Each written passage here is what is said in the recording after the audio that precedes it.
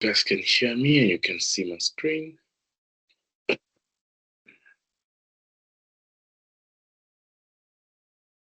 All right, so last week we were talking about the GAN, generative adversarial network, which is a type of neural network which is used for data generation, so to generate images, sounds, and music, and all these AI tools that you're seeing these days created by GAN. And we've seen different structures and different architecture of and different variation of GAN, which can be used in this case.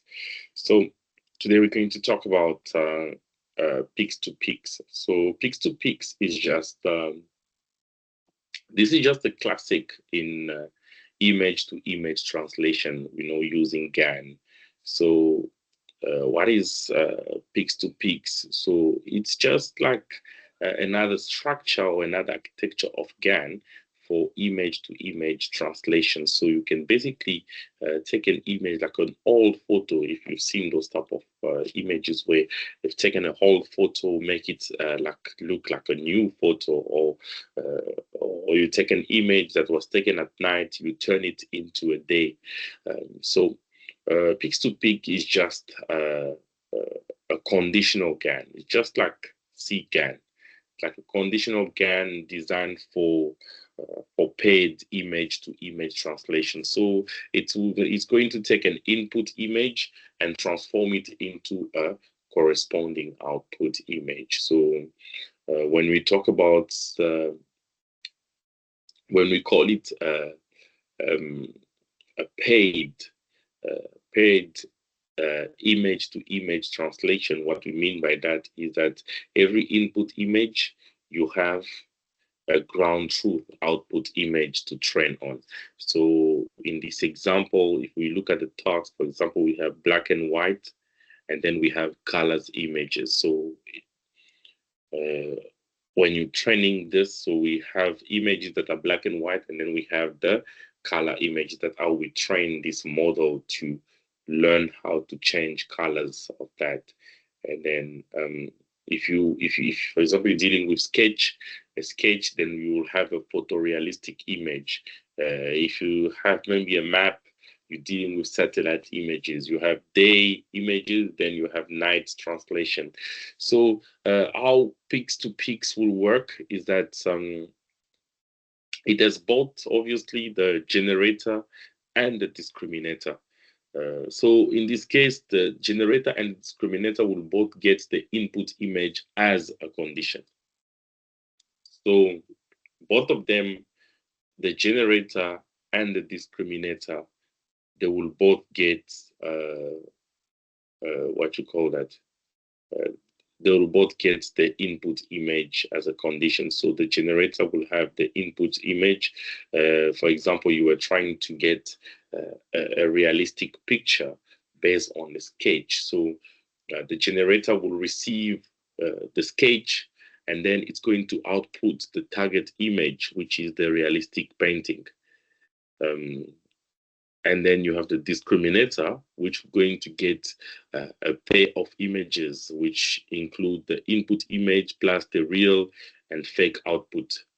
So the outputs of the discriminator will obviously be the probability that the output image is real given the input.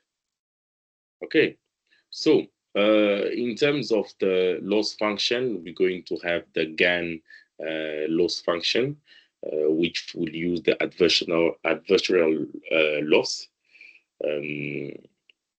which will be the loss function. And then we're also going to have the L1 loss. So the L1 loss, which is the pixel-wise loss, okay? So this will just ensure that the generator output is close to the target image in pixels. All right, so that's how these two loss functions are going to work. And then from there, that way, we're going to have the total loss for this training. All right. So now the way a task would work in this case is we can have maybe the task is to take a map and then generate a satellite image. So we're gonna input the map image, and then the generator will produce fake satellite images, and then the discriminator will see the map and the real satellite images, and then see the map and the fake satellite images. So if it sees the map and the real satellite images, it should output 1. If it sees the map and the fake images, it should output 0. So the generator updates the full D and minimize the L1 loss that we have here from a real satellite image. So it's minimizing the loss, but the generator needs to make sure it keep on fooling the discriminator. All right, so this is how peaks to peaks will work, and then we have another structure which is the Wasserton GAN, which is the WGAN. This is another important evolution of GANs that addresses some of the majority stability problem in training traditional GANs. So what does it mean? It means that we have a structure that can that has been basically, this structure was brought in, I think, 2017. So this is to avoid the issues that a traditional GAN can have, such as the vanishing gradient when the discriminator becomes too strong. And we spoke about the mode collapse, which means that the generator produces limited variety of data, or the generator keeps generating the same type of images, the same thing. So there's no variety in terms of what it's generating. We can also have an unstable training where the loss doesn't correlate with the image quality. So the WGAN fixes this by using the Wasserton distance instead of the GS diversion. So this will just enforce that there's a different type of loss function which is used. So the discriminator is going to use a different method, right, and update different information to make the whole GAN to be more stable and less sensitive to all the hyperparameters, and to just provide a meaningful loss metric, So it's going to reduce the mode collapse and work well with high-dimensional data. So that's one of the reason why we use this structure. So the next part will be, now we will talk about speeches now. Now we have speech processing. So there is many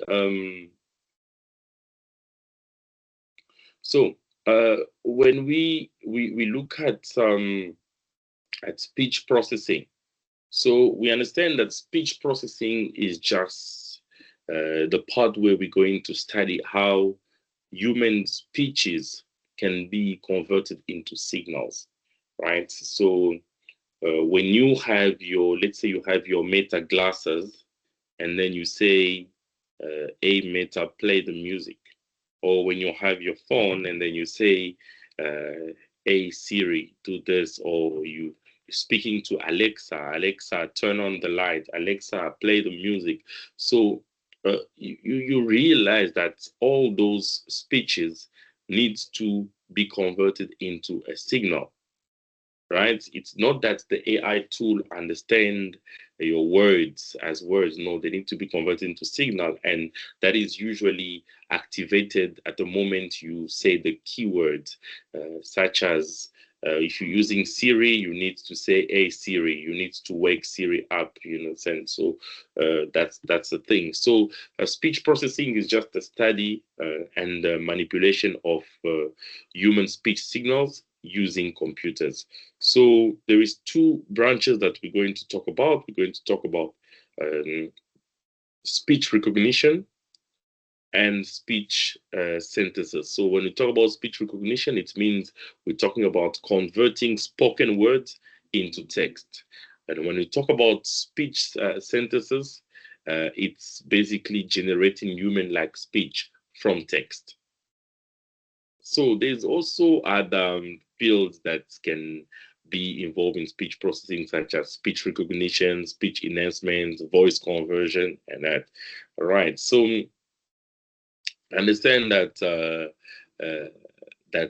speech processing is just built on signal processing and different linguistic principles, obviously, because the machine need to be able to understand also the context of what you are saying. And this is very, very important, because as soon as you start giving the instruction to the machine need to be able to understand those instructions by understanding the language and that, So it's not that easy.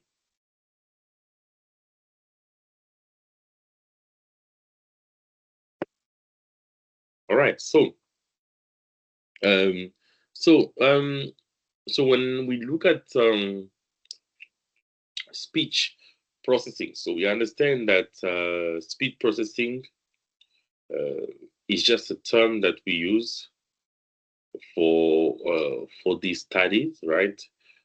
Where we study the speech signals, automatic speech recognition, machine synthesis, and speech perception. So, in modern speech processing, the technology is based on the signals, on digital computation, and the implementation using the microprocessors, signal processors, and general purpose computers, right?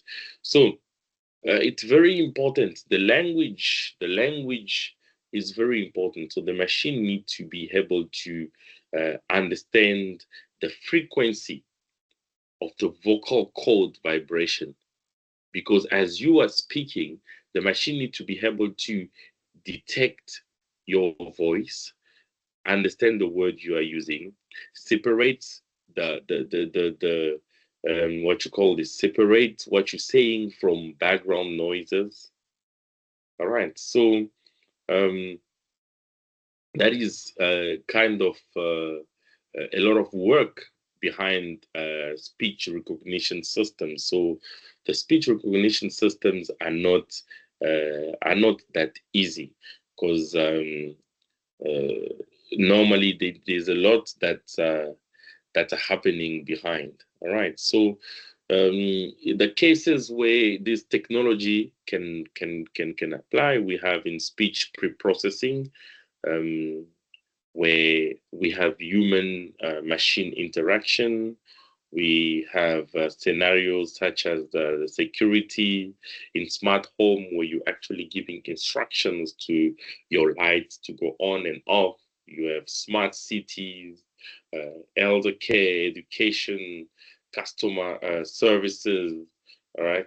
So different techniques behind it. We have a speech processing, speech recognition, uh, speaker recognition. So in terms of speaker recognition, so in this case where you have systems where um, you can maybe unlock the door, but the system does not just understand the command being given, but the system can also detect the voice of the person talking, so that it knows who to submit to and who not to submit to. So all those technologies there. And then we have speech translation, speech synthesis, voice print recognition, speech coding. All right, so those are just technicals there. All right. So when we think of in linguistic, when people talk, we have phonetics, right? So phonetics is just the branch of linguistic that will study the sound of human languages. All right. So this is also very important. Um, this is very important in AI, right? It's very important in AI. Why? Because if, let's say, like the sound of words, that's why you can find some AI tools that will tell you the AI tool is not understanding a certain accent from, so you're trying to speak to Siri, but Siri doesn't understand what you are actually saying. Why? Because of the phonetics, the way you're pronouncing words is very important. So that's why it's very, very difficult. It's very difficult. Speech processing technologies are still behind compared to computer vision with images and that. When you look at technologies with images, so far we have technologies that are really, really, really accurate. But when we go to things with speeches, it's become difficult. At this point, even your YouTube, if you put it in automatic, it has to automatically uh, give you subtitles based on the sound. Sometimes give you the wrong words. You look at your TikTok. Sometimes you're on TikTok, you ask TikTok to put the what you call is the subtitles of what you're saying. But because of your phonetics, because of the way you pronouncing words, TikTok give you another word there. So you have to edit it or something like that, because it's not that easy when it comes to speeches, because different people from different part of the world at the world speaking English will speak English with different ways of pronouncing words. And that becomes a challenge when it comes to technologies involved in speeches. So you understand that in AI, phonetics will help the computer understand and process all the spoken languages by just analyzing all the smallest unit of sound. Um, you understand? So the smallest unit of sound will be used by the AI to understand what are you saying, what are you really, really, really trying to say in your in your speech. So this is very, very important, because the main role of phonetics in AI will be really based on the speech, um, on the way the words are pronounced. So when we're dealing with text to speech, for example, or it's very, very important, because text to speech, it means you have an AI that can speak. That's another problem. But when we're looking at speech to text, that becomes a problem. All right. So it's going to be very, very important to just make sure that the AI is trained maybe with data from different accents, so that it's becoming more and more intelligent. Okay, so that will be very important. All right, so um, all right, so now we're looking at some basic speech pre-processing. Uh, so the basics. So we have your speech data. Right. So the speech data will just um, be what we have as a speech data. So the speech data will be the sound that we have. So speech will refer to sound that carries linguistic information, obviously, which will compromise both the acoustic and linguistic elements. So some characteristics of pitch signals, we have speech signals that change over time, uh, which means that remember, you can be speaking and then your voice goes up, goes down. You understand? So the signals are different. You understand? So you have your because this is influenced by your vocal cords, by maybe there's a lot of things that can affect the speech signals. You understand? So there's no stability when you're speaking. You have no control over how you're going to increase or decrease the volume of your speech.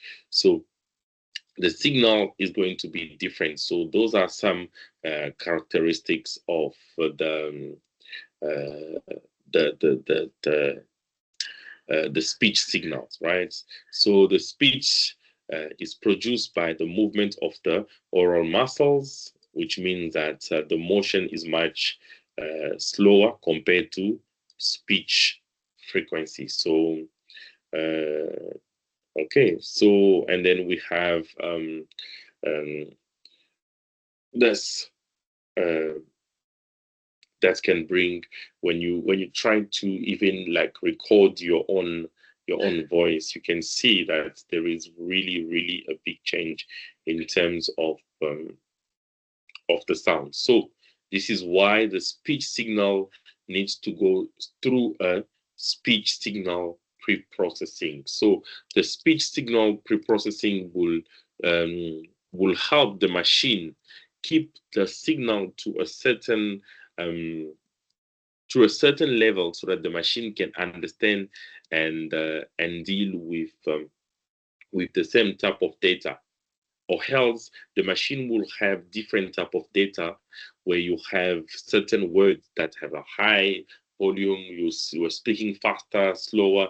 So there's that uneven distribution of waveform data. So we have that certain portion of that data can be quiet because as we're speaking, sometimes we breathe in, which means we have a pause now. It's quiet, and then we continue talking. So you understand that speech signal preprocessing will be very important because that's referred to preparing the raw audio signal for just analysis by the machine during the machine learning process or signal preprocessing. So the main goal of the preprocessing of the signal is just to remove the noise, maybe highlight important features, and just try to normalize the signals by having like a consistent model input, right? So this will just improve the whole recognition and the whole accuracy. So the steps that we're going to follow in the what you call this in the pre-processing. So we basically gonna have what we call digitalization. So digitalization, uh, which means that we're going to take the analog speech signals itself that has been collected from the sensors, right? Or from the mic or anything, and then we can convert those analog signals into digital signals. So basically, this is a sampling or quantizing. They call it as well quantization, right? So in this case, we are taking analog to digital conversion. ADC, analog to digital conversion, where we're going to convert this continuous speech into digital samples. So, for example, when you look at a phone, the telephone use an 8 kilohertz frequency. All right. So now what we're going to do is convert this analog speech signal into digital signal. All right. So and then the next step will be the pre-emphasis. So the pre-emphasis, the main purpose of this will be just to boost the high frequency component of the speech signal. Okay, which will help us to eliminate the effects of lip radiation or increasing the high frequency resolution of speech signals. So basically, we're going to compensate the for the vocal tract energy lost at higher frequency. So that's what I was saying. So when we're talking, sometimes you take your voice down, you stop, or you keep quiet at a certain place. So to compensate for those high frequency, the pre-processing will have to go through this method where a certain formula will be introduced into the sound in order to boost high frequency component of the signal. All right, so and then we have the endpoint, what you call this endpoint detection, which means identifying and eliminating long silence segment. All right, so this can be when you have your what you call this your quiet moment in the in the video. I can see that you have, for example, some AI tools that can take the whole video and cut the video and create multiple videos, maybe for you to use on TikTok. So when they look at the whole video like that, there's those quiet moments that this AI tool is not going to detect. It's just going to leave them. All right. So this is part of the pre-processing of the speech signals where we going to. So there's all these steps that need to happen in order to get the proper sample of data that needs to be used for AI to really understand what's happening. All right. So when we talk about what you call this framing, so framing means that we're going to divide audio data, so audio data into frames. So we basically divide it into fixed segment. All right. So it's basically the process of just taking the whole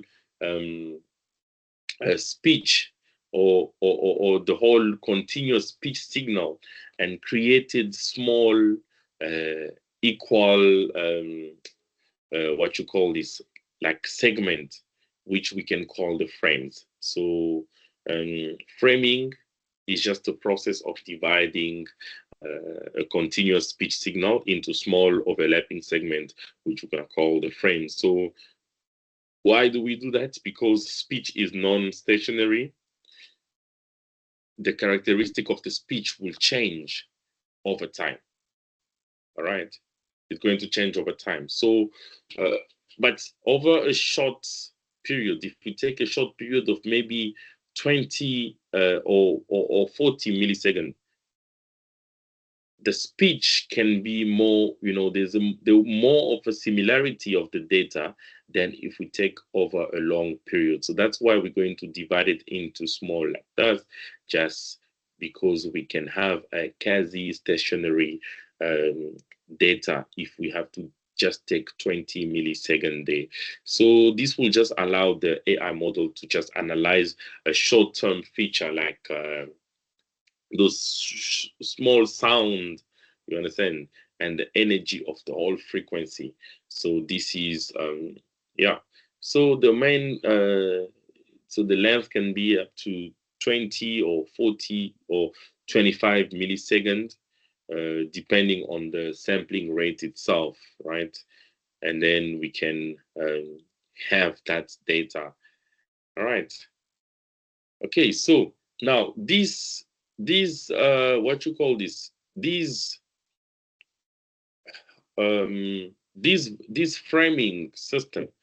In this framing system, we're going to have an overlapping system. So we're going to have the data overlapping. So why do we need overlapping?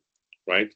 It's very important to have the overlap frames to just avoid the loss of information and just ensure that there's a smooth transition for certain features, right? So yeah, so basically the overlap can go up to 50%. All right. So all right. So after framing, we're going to have windowing. So after framing, each frame is just multiplied by a window function. And then windowing will just reduce that leakage when we computing the frequency features. So Windowing is just another method of the preprocessing uh, process of this training of AI when it comes to speeches, right? So this will just uh, make sure that all the data that we have are stable enough to be used, because when you look at when we take this system without windowing, what will happen is that there will be a false frequency component in the system.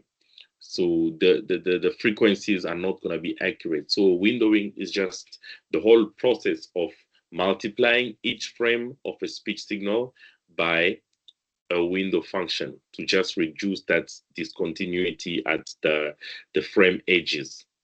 All right, because we need to understand that after framing, like you have the start and the end of each frame that um, can have some issues, um, because the frame are cut, from a continuous signal. Remember, you have a long signal.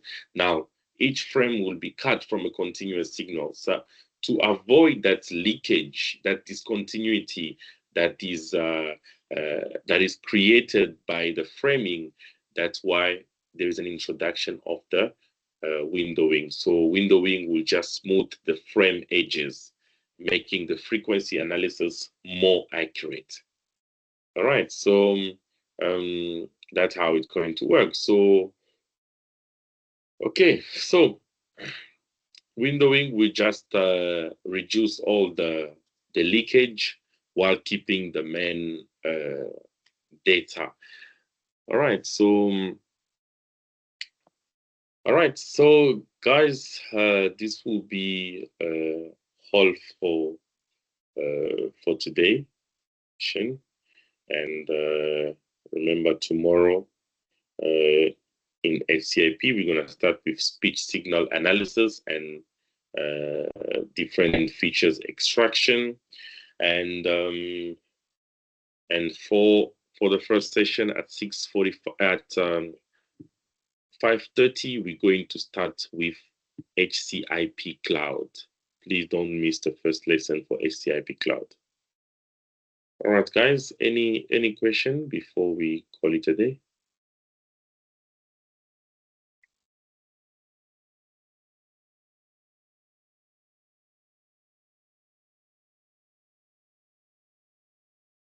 All right, guys. That will be all.